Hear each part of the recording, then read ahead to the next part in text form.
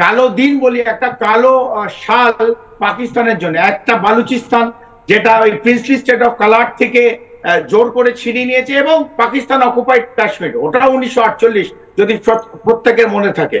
দুটোর ইতিহাস হতো আলাদা, বাট সালটা 1948। দুটোই চলে যাবে, দুটোই পাকিস্তান থেকে চলে যাবে। বালুচিস্তানও বেরিয়ে যাবে, পাক অধিকৃত কাশ্মীরও একটা সময় আসবে তা পাকিস্তানের সঙ্গে থাকবে না।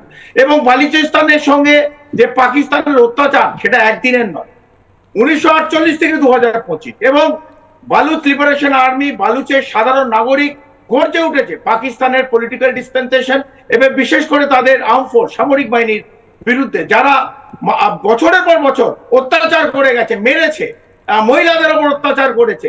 বিগত এক বছর আমরা দেখেছি যে কিভাবে বিএলএ দাঁড়িয়ে গেছে, এবং কেউ না কেউ নিশ্চিতভাবে তো বালুচিস্তানকে সাহায্য করছে। যদি ভারতের কাছে বালুচিস্তান সাহায্য চায়, আমরা নিশ্চিতভাবে এগিয়ে যাব।